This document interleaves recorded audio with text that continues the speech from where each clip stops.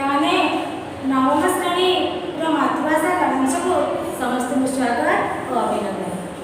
ଆଜି ମୁଁ ଶ୍ରୀମତୀ କବିତା ଜେନା ତୁମକୁ ପିଲାମାନେ ଆଜି ନବମ ଶ୍ରେଣୀ ସାହିତ୍ୟ ପଦ୍ୟ ଗୋପ ପ୍ରୟାଣ ପଢ଼ାଇବାକୁ ଯାଉଛି। ଗୋପ ପ୍ରୟାଣ କବିତାର କବି ହେଉଛନ୍ତି କବି ମାୟାଧର ମାନସିଂହ। ଆମେ ଯେଉଁ ଗୋପ ପ୍ରୟାଣ କବିତାଟି ପିଲାମାନେ ପଢ଼ିବାକୁ ଯାଉଛେ, ସେଇ ଗୋପ ପ୍ରୟାଣ କବିତାର କବି ହେଉଛନ୍ତି ମାୟାଧର ମାନସିଂହ। ତାଙ୍କର ଜନ୍ମ 1905 ମସିହା ପୁରୀ ଜିଲ୍ଲାର ପାରିକୁଦ ଅନ୍ତର୍ଗତ ନନ୍ଦକା ଗ୍ରାମରେ ହୋଇଥିଲା। କବିଙ୍କର କବିତାଟି ତାଙ୍କର ଦୀର୍ଘ କବିତା ସଂକଳନ ମାଟି ବାଡ଼ି କବିତା ସଂକଳନରୁ ଉଦ୍ଧୃତ ହୋଇଛି। ଏବଂ ଆଜି ତାଙ୍କର କବିଙ୍କର ଲେଖାରେ କ'ଣ କ'ଣ ସ୍ୱତନ୍ତ୍ରତା ଦେଖିବାକୁ ମିଳେ? କବି କାବ୍ୟ, କବିତା, ନାଟକ, ଭ୍ରମଣ କାହାଣୀ, ଉପନ୍ୟାସ, ଅନୁବାଦ, ପ୍ରବନ୍ଧ ଓ ସମାଲୋଚନା ଧର୍ମୀ ଅନେକ କାବ୍ୟ କବିତା ଓଡ଼ିଆ ସାହିତ୍ୟକୁ ଭେଟି ଦେଇ ଯାଇଛନ୍ତି।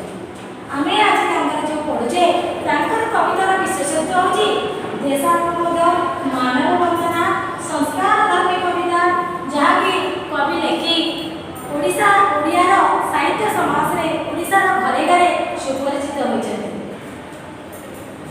ଏହି କବିତାଟି ତାଙ୍କର ଅନେକ କବିତା ଗ୍ରନ୍ଥ ମଧ୍ୟ କବି ରଚନା କରିଛନ୍ତି। ସବିଜ ଯୁଗର ସମସାମୟିକ କବି ଥିଲେ କବି ମାୟାଧର ମାନସିଂହ। ସେ ସ୍ୱନାମଧନ୍ୟ କଟକ ସ୍ଥିତ ରେଭେନ୍ସା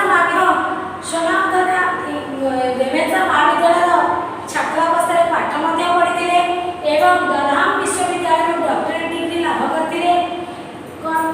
ମାୟାଧର ମାନସିଂହ ଯେହେତୁ ସମସାମୟିକ କବି ଥିଲେ ସବୁଜ ଯୁଗର, ତାଙ୍କର କାବ୍ୟ ଗ୍ରନ୍ଥ ଗୁଡ଼ିକ କିଭଳି ଥିଲା, କିଭଳି କବିତା ଗ୍ରନ୍ଥ ରଚନା କରିଥିଲେ, ତାଙ୍କ କବିତା ଗ୍ରନ୍ଥ ଗୁଡ଼ିକ କ'ଣ କ'ଣ? ଧୂପ, ହେମଶାସ୍ୟ, ହେମପୁଷ୍ପ, କୋଣାର୍କ, ଉପେକ୍ଷିତା, ସାଧବ ଝିଅ, ପଶ୍ଚିମ ପଥିକ ଇତ୍ୟାଦି କବିତା ରଚନା କରି କବି ଓଡ଼ିଆ ସାହିତ୍ୟକୁ ଖୁବ୍ ସୁନ୍ଦର ସୁନ୍ଦର କାବ୍ୟ ଗ୍ରନ୍ଥ ଭେଟି ଦେଇ ଯାଇଛନ୍ତି। କବିଙ୍କ କବିତାରେ ତାଙ୍କର ଦେଶାତ୍ମବୋଧ, ମାନବ ବନ୍ଦନା, ସଂସ୍କାର ଧର୍ମିତା ବିଶେଷ ଦିଗ। ଏହି ଗୋପ ପ୍ରୟାଣ କବିତାଟି ତାଙ୍କର ଦୀର୍ଘ କବିତା ମାଟି ବାଡ଼ି କବିତା ସଂକଳନରୁ ଆସିଛି, ଯେଉଁଥିରେ କି କବି ଗୋପବନ୍ଧୁ ଦାସ, ଗୋପ କହିଲେ ଏଠି ଗୋପବନ୍ଧୁ ଦାସଙ୍କୁ କୁହାଯାଇଛି। ଗୋପବନ୍ଧୁ ଦାସ ଓଡ଼ିଆ ଉତ୍କଳର ଯିଏକି ଗୌଡ଼ମଣି ଥିଲେ, ଯାହାଙ୍କ ପାଇଁ ଓଡ଼ିଶା ମାଟି ଆଜି ଧନ୍ୟ ହୋଇଛି। ସେହି ଉତ୍କଳମଣି ଗୋପବନ୍ଧୁ ଦାସଙ୍କର ମହାପ୍ରୟାଣରେ କବି କିଭଳି ଦୁଃଖ ପ୍ରକାଶ କରିଛନ୍ତି, କବିଙ୍କ ମନରେ କିଭଳି କ୍ଷତ ସୃଷ୍ଟି ହୋଇଛି, ଓଡ଼ିଶାବାସୀ କିଭଳି ଦୁଃଖରେ ଭାଙ୍ଗି ପଡ଼ିଛନ୍ତି, ସେ ଏହି ବିଷୟରେ ବା ଏହି କବିତାଟିରେ ଖୁବ୍ ସୁନ୍ଦର ଭାବରେ ବର୍ଣ୍ଣନା କରିଛନ୍ତି। ପୂଜ୍ୟ ପୂଜା ପରମ୍ପରା ତଥା ଜାତୀୟତାବାଦ ସୃଷ୍ଟି ପାଇଁ କବିତାଟି ଆମକୁ ପ୍ରେରଣା ଦିଏ। କାହା ମାଧ୍ୟମରେ? ନବମ ଶ୍ରେଣୀ ଭାଇ ଭଉଣୀଙ୍କ ମାଧ୍ୟମରେ ସମାଜକୁ କବି ପ୍ରେରଣା ଦେଇଛନ୍ତି। ପୂଜ୍ୟ ପୂଜା, ଏହାର ଅର୍ଥ କ'ଣ? ଯେଉଁ ଲୋକ ଯେଉଁ ପୂଜା ପାଇବା ପାଇଁ ଯୋଗ୍ୟ, ଯେଉଁ ଯୋଗ୍ୟତା ତାଙ୍କର ଥିଲା। ଉତ୍କଳମଣି ଗୋପବନ୍ଧୁ ଦାସ ପୁରୀ ଜିଲ୍ଲାର ସୁଆଣ୍ଡ ଗ୍ରାମରେ 1877 ମସିହା ଭାର୍ଗବୀ ନଦୀକୂଳସ୍ଥ ସୁଆଣ୍ଡ ଗ୍ରାମରେ ଜନ୍ମଗ୍ରହଣ କରିଥିଲେ ଏବଂ ତାଙ୍କର ଜନ୍ମଦିବସ ଅକ୍ଟୋବର 9 ତାରିଖରେ ସେ ଜନ୍ମ ହୋଇଥିଲେ। ସେହି ଦିନଟିକୁ ଆମେ ସେବା ଦିବସ ଭାବରେ ସାରା ଓଡ଼ିଶାବାସୀ ପାଳନ କରୁ। ବିଭିନ୍ନ ସ୍କୁଲ, କଲେଜ, ଶିକ୍ଷାନୁଷ୍ଠାନରେ ଏହି ଉତ୍ସବ ପାଳନ କରାଯାଏ। ସେବା ଦିବସ ଭାବରେ ସେହି ଦିନଟିକୁ ଆମେ ସ୍ମରଣ କରି ଗୋପବନ୍ଧୁଙ୍କ ଉଦ୍ଦେଶ୍ୟରେ ପାଳନ କରିଥାଉ। ଗୋପବନ୍ଧୁ ଯେ ଏଭଳି ଜଣେ ବୀର ଓଡ଼ିଆର ଜନନାୟକ ଥିଲେ, ଯିଏକି ଓଡ଼ିଆ ଜାତିର ଗୌଡ଼ମଣି ଥିଲେ, ତାଙ୍କର ମହାପ୍ରୟାଣ କବିକୁ ଯେଉଁ ଦୁଃଖ ଦେଇଥିଲା, ଓଡ଼ିଶାବାସୀଙ୍କ ମନରେ ଯେଉଁ ଦୁଃଖ ଆଣି ଦେଇଥିଲା, ଯେଉଁ କ୍ଷୋଭ ସୃଷ୍ଟି କରିଥିଲା କବିଙ୍କର, ଯାହାକି ଅନ୍ତର୍ଭେଦ ହେଇଥିଲା, ସେ କବିତା ମାଧ୍ୟମରେ, ଏହି ଗୋପ ପ୍ରୟାଣ କବିତା ମାଧ୍ୟମରେ ନବମ ଶ୍ରେଣୀ ଭାଇ ଭଉଣୀକୁ ଜଣାଇଛନ୍ତି। ମଣିଷ ଜୀବନ ନୁହଁ କେବଳ ବର୍ଷ ମାସ ଦିନ ଦଣ୍ଡ, କର୍ମେ ଜୀନର କର୍ମେ ଏକାତାର ଜୀବନର ମାନଦଣ୍ଡ। ଏ ହେଉଛି ଗୋପବନ୍ଧୁ ଦାସଙ୍କ ଉକ୍ତି, କବିତାର କିଛି ଅଂଶ। ମଣିଷ ଯେଉଁ ଜନ୍ମ ହେଇଛି ବର୍ଷେ ମାସ ଦିନ ଦଣ୍ଡ ନେଇକି, ତାର କର୍ମ ଫଳରେ ସେ ପୃଥିବୀରେ ବଞ୍ଚି ରହେ, ଏ ସମାଜରେ ବଞ୍ଚି ରହେ। ତେଣୁ ତାର ମାନଦଣ୍ଡ ସେଇଥିରୁ ନିରୂପଣ କରାଯାଏ, ତାର ମୂଲ୍ୟାଙ୍କନ ସେଇଥିରୁ କରାଯାଏ। ଗୋଟେ ମଣିଷ କେତେ ଭଲ କେତେ ମନ୍ଦ ସେଇଥିରୁ ଜଣାପଡ଼େ। ଯେ ଓଡ଼ିଆ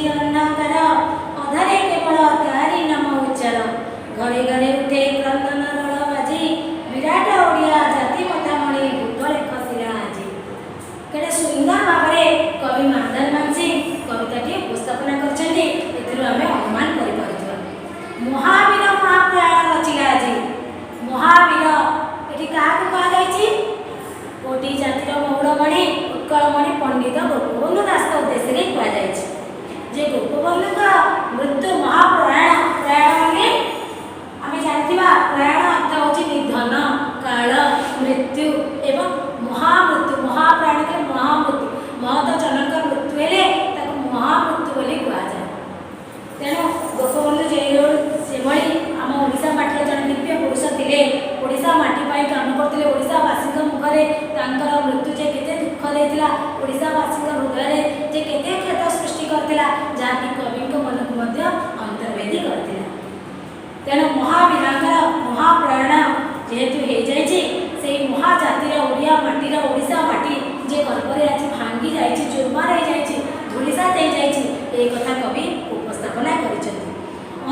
तार समिति अच्छी रही प्रति करे करे पताका जाइए नई अनेकिनी कहले कौन चतुरंग सेनानी पदातिक बाहिनी अस्त्र रही रजार गजा रही रथ रही एमान को अनेकिनी बोली एठी कुआ जायछि।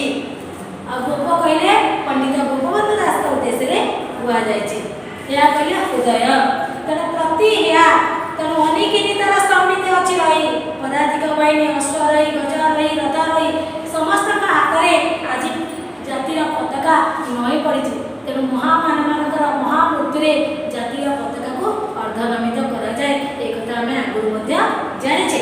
तेणु प्रति करे प्रति हाथ में आज जातीय पताका नई जाए महावीर महाप्रयाण जो प्रति प्रति हृदय कहले हृदय प्रति घेरी घटी अंधकार प्रति हृदय अंधकार घटी जाए अधरे केवल तारी नाम उच्चार तेणु समस्त पार्टी समस्त अधरे से प्रिय जनता प्रिय कौन ओडिया जातिर मौड़मणि पंडित गोपबंधु दास नाम प्रति हृदय हृदय तंत्री को थराई दे शिहरण सृष्टि कर प्रति कथा समस्त मन पड़ुचे। तेणु जड़े भल लोक मरीगले जमी आम तार गुण कीर्तन गान करते प्रति ओडिशार घरे घरे ओडिया घरे घरे समस्ते कौन कर हृदय से क्षेत्र सृष्टि होती जे कि कथा केवल उच्चारित होची नाम स्मरण करा जाउची।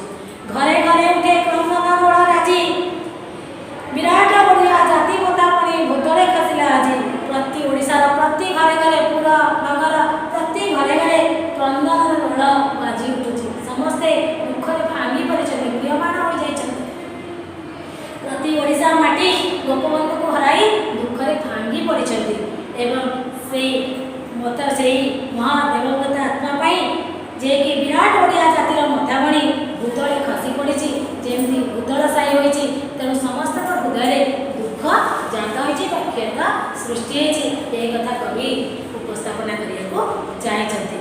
नगरे नगरे नागरिके आज नयन अश्रु भरी आशय सकले राजपथ पर चरण नग्न करी तेणु नगरे नगरे नागरिके आज नयन अश्रु भरी तेणु ये देवगत आत्माकर ये स्मरणीय आत्माकर उद्देश्य कवि कहते नगरपुर प्रति नागरिक नयन अश्रु भरी कौन विदाय संबर्धना जणाइवाई समस्ते राजपथ उपरकू चरण नग्न कर आस समस्ते पाद से चपल न पिंधि समस्ते चरण नग्न करी खाली पादरे आसी ए दिवगत आत्मा को तमे सम्मान जनाओ मथा नत करे सम्मान कर स्वर्गत महाजने तुम बेले कह अच्छी कि आउ ताहा परी आउ जड़े तेणु मथा नत करी से सम्मान स्पद व्यक्ति को एभली से स्वर्गर महत जन क्या महत जन टी कह महाजने जे कि महत जनक उद्देश्य तेणु गोपबंधु थे ओडिशा माटीर जड़े महत जन जड़े महान कर्मवीर जड़े ओडिया जातिर मौड़मणि जे कि मथा लता करी देवगत आत्मा को कौन ये स्वर्गत महत जन को कौन परी आउ कहीं से द्वितीय पुरुष ओडिशा माटी परी किए अच्छी हुआ तो देखी तापरी आउ जड़े तेणु यही देवगत आत्मा भली ये वीर पुंगवंग भली ये वीर जननायक भली किए आउ द्वितीय ओडिशा जन्म होती कि परी आउ जन किए महापुरुष अच्छा कि सी एभली बाणी शुणाई जे कि कौन राजा आउ कवि कौन कहना चाहते राजा आस आस धनिक बणिक सुभग सौदागर आस ऋतिक कृषक क्षेत्री सब साथे तर चल तेणु ए राजा आस धनिक श्रेणी बणिक सौदागर सुभग सौदागर जो भाग्यवान सौदागर